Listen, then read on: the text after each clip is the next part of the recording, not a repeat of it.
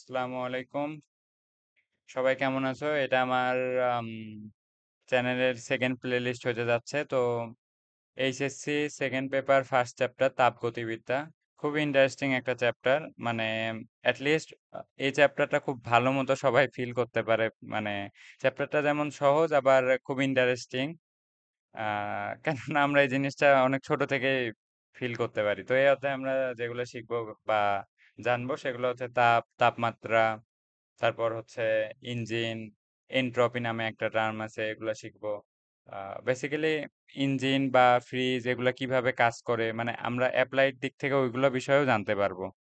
তো বেশ ইম্পর্টেন্ট একটা চ্যাপ্টার এবং খুব সহজ একটা চ্যাপ্টার, এবং আমি চেষ্টা করবো আরো সহজ করে দেওয়ার, মানে সহজ জিনিসকে সহজ করে দেওয়ার দায়িত্বই আমার। তো শুরু করি। আচ্ছা, তাপ গতিবিদ্যা তো এটা পদার্থবিজ্ঞানের একটা শাখা, মানে যেখানে তাপ ও তাপ শক্তি নিয়ে কাজ হবে এবং সেগুলো যান্ত্রিক শক্তিতে যে রূপান্তর হয়, এগুলা নিয়ে মানে পড়াশোনা হয়, যেটা যে পড়াশোনা সেটাই হচ্ছে তাপ গতিবিদ্যা। তো তাপগতিবিদ্যাতে আমরা হচ্ছে 4টা ল দেখব। একটা হচ্ছে শূন্যতম সূত্র, একটা first law, second law, third law. তো আমাদের আজকে শূন্যতম লটা শিখবো, কেননা এটা হচ্ছে তোমার শুরুতেই আছে এবং খুবই সিম্পল একটা ল। তো চলো আমরা আগাই।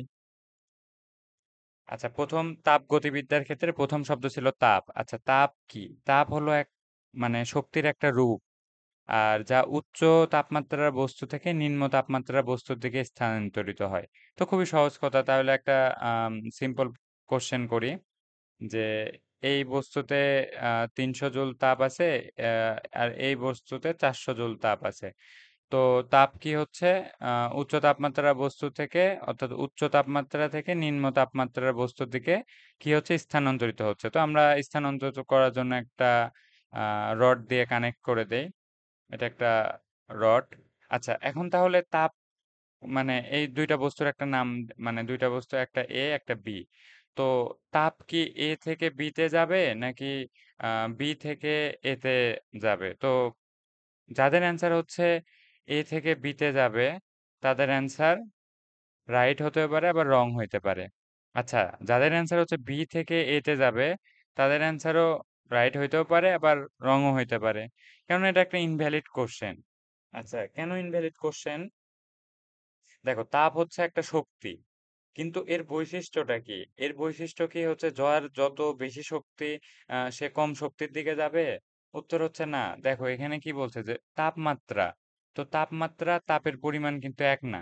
যেমন এটাতে হচ্ছে 300 জুল আছে, তো এটার টেম্পারেচার সাপোজ যদি হয় হচ্ছে 40 ডিগ্রি সেলসিয়াস, আর এটাতে 400 জুল আছে, তো এই 400 জুলের এর আবার তাপমাত্রা হচ্ছে 30 ডিগ্রি সেলসিয়াস। তো এখন বলো তো যে তাপ কোন দিকে সঞ্চারিত হবে? আহ এ বস্তু থেকে বি বস্তুর দিকে না বি বস্তু থেকে এ বস্তুর দিকে? তো যাদের অ্যান্সার হচ্ছে এ থেকে বি তে, তাদের অ্যান্সারটা সঠিক, কেননা দেখো আমি বলি যে এটার স্বাভাবিক যে নিয়ম বা প্রাকৃতিক ভাবেই এটার বৈশিষ্ট্য হচ্ছে উচ্চ তাপমাত্রা থেকে। তো এর যেহেতু তাপমাত্রা ছিল 40 ডিগ্রি, যদিও এর টোটাল যে শক্তি, তাপ শক্তি, সেটা কিন্তু কম। তাপ শক্তি কম সেটা আমাদের ম্যাটার না। এটা দেখো, বি বস্তুতে আমাদের টেম্পারেচার ছিল 30 ডিগ্রি, আর এটাতে হচ্ছে 400 জুল এনার্জি ছিল, মানে হিট এনার্জি। তো তারপরেও আমাদের যে তাপ সঞ্চালনের যে দিকটা, সেটা হবে হচ্ছে তোমার এ বস্তু থেকে বি বস্তুর দিকে। আশা করি ব্যাপারটা বুঝছো। তো এটা একটা ইম্পর্টেন্ট বা কনসেপ্ট ছিল, মানে তো তোমরা আশা করি বুঝছো। তো নেক্সটে যাই, আমরা আগাই। আচ্ছা, তাপ পড়লাম, এখন তাপমাত্রা নিয়ে যেটা বললাম যে 30 ডিগ্রি আর 40 ডিগ্রি, তো সেই তাপমাত্রা জিনিসটা কি? তাপমাত্রা হলো, মানে এগুলা অ্যাটলিস্ট আশা করি ওইভাবে বোঝানোর কিছু নাই, তারপরেও যেহেতু স্টেপ বাই স্টেপ আছে, তো আমার তো দেখানো লাগবেই, সেই জন্যই দেখাচ্ছি। তো তাপমাত্রা হলো একটা পদার্থের কণার গড় গতিশক্তির পরিমাপক। এটি বলে দেয় কোনো বস্তু কতটা গরম বা ঠান্ডা। আচ্ছা, কতটা গরম বা ঠান্ডা এটা নিয়ে কোনো সমস্যা নেই, এটা সবাই বুঝি যে তাপমাত্রা বেশি হলে সেটা গরম লাগে, তাপমাত্রা কম হলে ঠান্ডা লাগে। এখন এখানে একটা কথা আছে, যেটা হচ্ছে আমরা তো খালি চোখে দেখতে পারি না, সেটা হচ্ছে পদার্থের কণার গড় গতিশক্তির পরিমাপক। এখন এই জিনিসটা কি? আচ্ছা, বেসিক্যালি হচ্ছে তাপমাত্রা এমন একটা এজেন্ট বা ধরে নিতে পারো এমন একটা সিস্টেম যেখানে যেটা মেজারই হচ্ছে যে বস্তুগুলার মানে যে গতিশক্তি আমরা অবশ্য খালি চোখে সেটা দেখতে পারি না। কনসিডার করি যে এটা হচ্ছে একটা বস্তু, সেটাতে 30 ডিগ্রি। আচ্ছা আমরা ভালো দেখে নেই, আমার এগুলা ফালতু ড্রয়িংও দেখা লাগবে না। ওয়েট।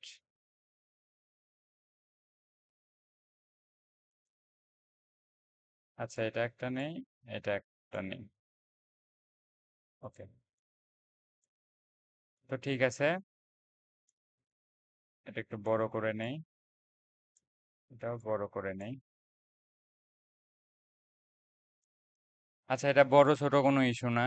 আমি যেটা বলতে চাচ্ছি যে আচ্ছা এই পদার্থ বা মানে এই বস্তুটা তৈরি কি বিভিন্ন মানে বিভিন্ন না মানে ক্ষুদ্র ক্ষুদ্র কণা পরমাণু এগুলা দিয়ে তো না। তো টেম্পারেচারের যে কনসেপ্টটা যে হচ্ছে তোমার কই গেল আমার কার্সর, সরি এটা কার্সরই দেখা যাচ্ছে না। আচ্ছা এখন বলতেছি। তো যেটা বলতেছিলাম যে মানে কণা পরমাণু এগুলা দিয়েই তো। তো এই জিনিসটা মানে এরা যখন টেম্পারেচার বেশি থাকে এরা পারস্পরিকভাবে মানে ছোটাছুটি করতে থাকে। তো এই জিনিসটাই এখানে বলছে যে গড় গতিশক্তির পরিমাণ, এখন এই ছোটাছুটির পরিমাণটা কি পরিমাণ এগুলাও মেজার করা আমরা শিখবো এই চ্যাপ্টারে। কিন্তু টেম্পারেচার এর মানে অর্থাৎ যার ছোটাছুটি যত বেশি তার টেম্পারেচার তত বেশি, অর্থাৎ টেম্পারেচার যত হাই তার হচ্ছে গতিশক্তি তত বেশি। আবার যার গতিশক্তি যত বেশি অর্থাৎ তার কণাগুলোর ভিতর ছোটাছুটি ছোটাছুটি এটাও বেশি।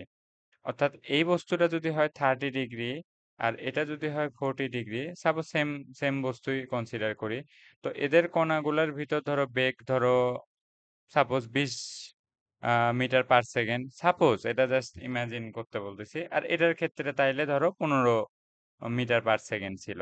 এই কারণে এটার টেম্পারেচার ছিল বেশি আর এটার হচ্ছে কম, এগুলো কিন্তু সবই কনসিডার করে নিলাম। ঠিক আছে, আশা করি ব্যাপারটা বুঝছো।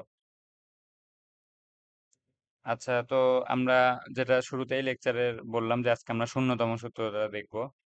শূন্যতম সূত্র কিছুই না, জাস্ট সিম্পল একটা বিষয় যে এই বস্তুর আমরা তিনটা বস্তুর নাম দেই, 1 2 3।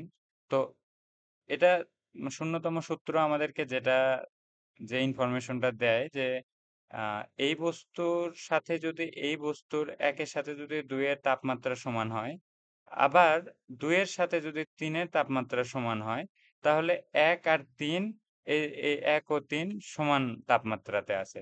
মানে খুবই সিম্পল একটা কথা যে এক এর তাপমাত্রা, একের টিতে টেম্পারেচার মানে এর টেম্পারেচার যদি এরকম হয় একের সাথে দুই সমান অবস্থায় আছে সমান তাপমাত্রা, আবার দুইয়ের সাথে যদি তিন সমান তাপমাত্রায় থাকে, তাহলে এক আর তিনের তাপমাত্রা সমান।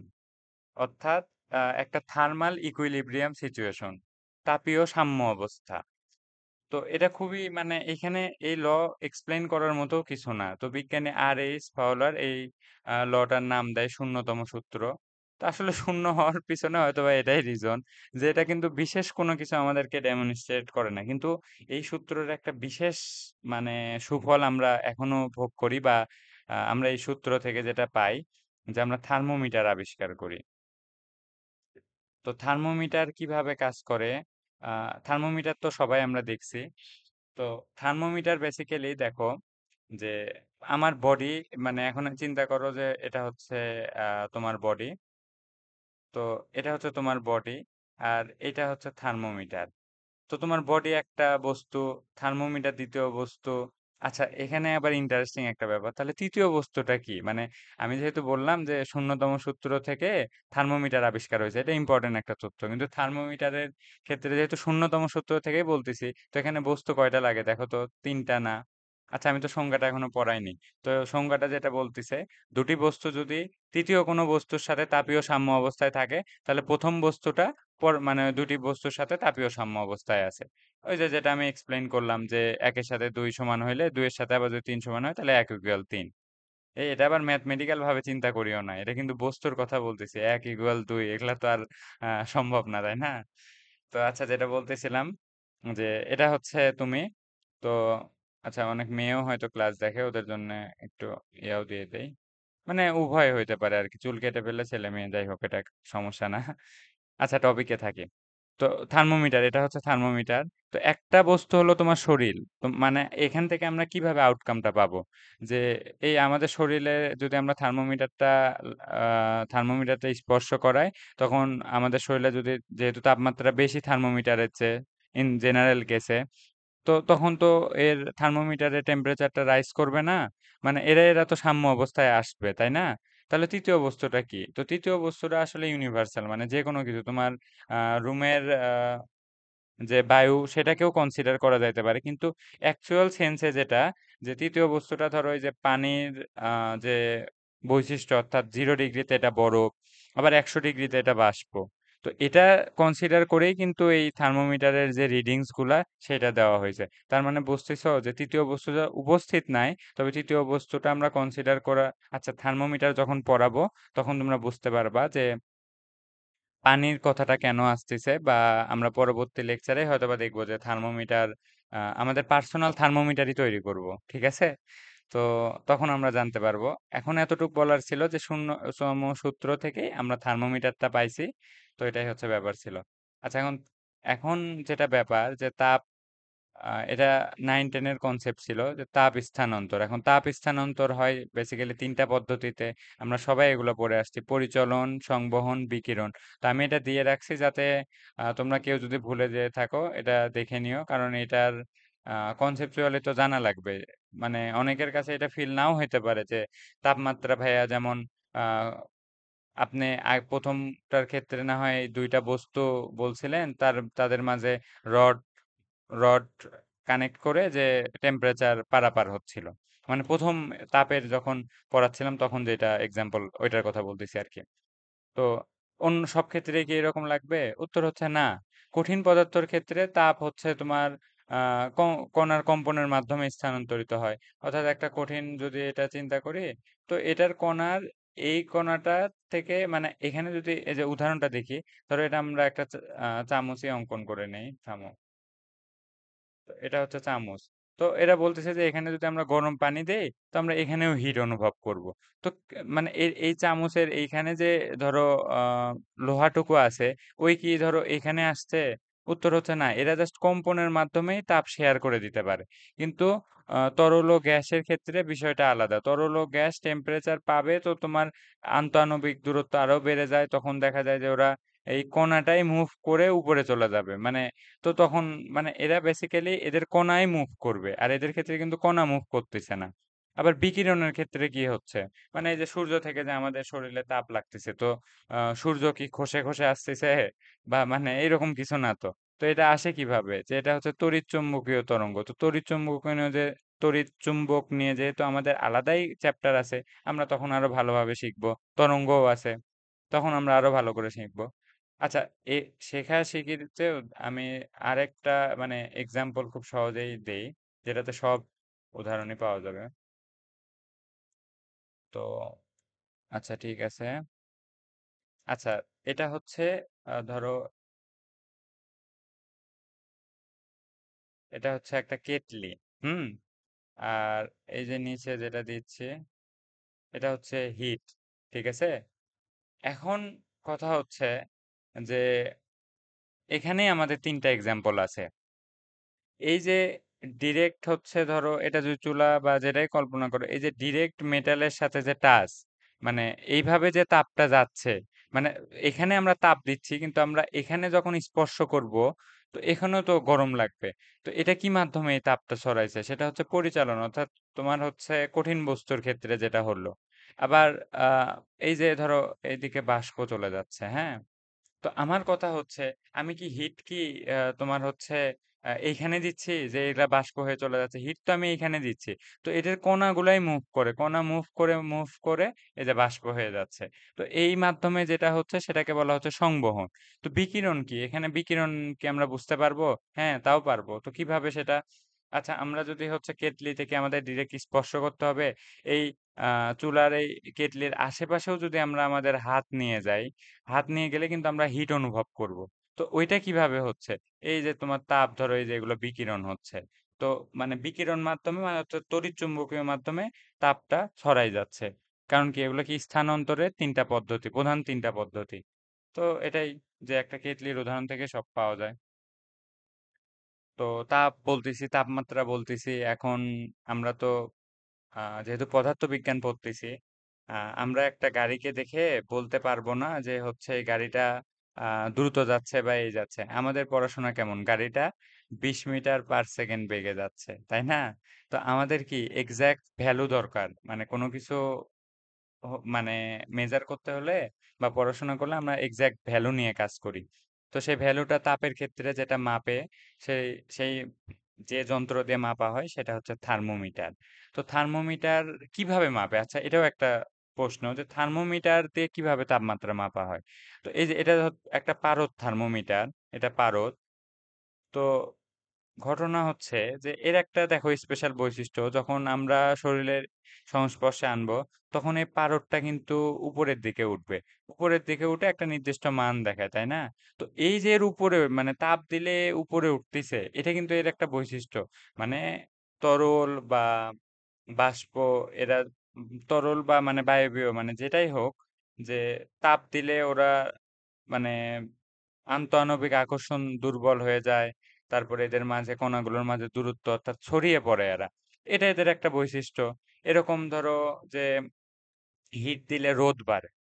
তো মানে আমি যেটা বলতে চাচ্ছি যে পদার্থর যে স্পেশাল ক্যারেক্টারিস্টিক্স গুলো আমরা দেখি, মানে কোনো একটা চেঞ্জেস হিট মানে তাপ দিলে তারা যে স্পেসিফিক ইউনিক যে বৈশিষ্ট্যগুলো দেখায়, এই বৈশিষ্ট্যগুলো যদি আমরা মেজার করতে পারি কোনো একটা স্কেলের মাধ্যমে, তাহলে কিন্তু আমরা মানে আমরা ধরো ১ মিটার স্কেল বলতে কি বোঝায় মানে জানতাম যে এটা প্যারিসে সংরক্ষিত আছে একটা দ্বন্দ্বের পরিমাণ। তো এইরকম আমরা এগুলোও কনসিডার করে নিছি যে একটা দাগ মানে এটা আবার তোমার হচ্ছে পানির যে বাষ্প বা বরফ কন্ডিশন এটা কিন্তু কাজে লাগবে। মানে আমরা থার্মোমিটার নিয়ে খুব ডিটেইলস পড়াশোনা করব নেক্সট ক্লাসে।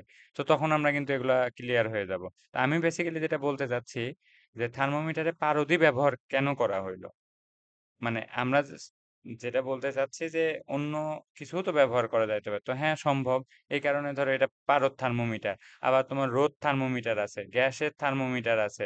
তো এরকম যে বিভিন্ন থার্মোমিটার আছে, এগুলার মূল যে ঘটনা সেটা হচ্ছে এদের একটা উষ্ণতামিতি ধর্ম আছে। উষ্ণতামিতি ধর্ম বলতে বোঝাচ্ছি যে মানে আমরা হিট দিব তখন ওরা স্পেসিফিক ভাবে চেঞ্জ হবে ইউনিক ভাবে। তো এই জিনিসটার উপর বেসিস করেই আমরা থার্মোমিটার পাই। তো এগুলো তো আমাদের সবকিছু মানে ভিজুয়ালাইজ নিজের চোখে দেখা সবকিছু পড়লাম আজকে। তো কেমন লাগলো লেকচারটা জানায়ও। আজকের লেকচার সংক্ষেপ এবং এতটুকুই। এতক্ষণ থাকার জন্য এই যে এই চিহ্নটা তোমাদের জন্য। তো ঠিক আছে, বাই বাই, ভালো থাকো। আর এটা ফার্স্ট লেকচার, হয়তোবা 10টা লেকচার এরকম ছোট ছোট লেকচারে অধ্যায়টা শেষ হয়ে যাবে। 10টা না হলেও 12টা, মানে খুবই ছোট ছোট লেকচার থাকবে, বা 10টার মাধ্যমেই শেষ করার চেষ্টা করব। আর কোনো আমার ফেসবুক গ্রুপটা জয়েন হয়ে নিও। আর যারা দেখতেছো ফ্রেন্ড বা এদের মাঝে যদি ক্লাস হেল্পফুল মনে হয় অবশ্যই শেয়ার করিও। আর আমি এক্সাম কোশ্চেন রেডি রাখছি, তোমরা যদি অনলাইনে এক্সাম দিতে চাও বা পার্সোনালি কোনো সাজেশন এরকম কিছু প্রয়োজন হয়, আমার ফেসবুক প্রোফাইল ডিসক্রিপশনে দেওয়া থাকবে, ফেসবুক গ্রুপ, একই সাথে ইউটিউব, মানে আমাকে রিচ করার মতো পর্যাপ্ত রিসোর্স দেওয়া আছে। তোমরা যদি কেউ আম, আমার সাথে যোগাযোগ করতে চাও অবশ্যই যোগাযোগ করিও। আমি ইনশাল্লাহ তোমাদের আমার দিক থেকে সর্বোচ্চ হেল্পফুল ভাবে পাশে থাকবো। ঠিক আছে, আল্লাহ হাফেজ, ভালো থাকো। হয়ে গেল।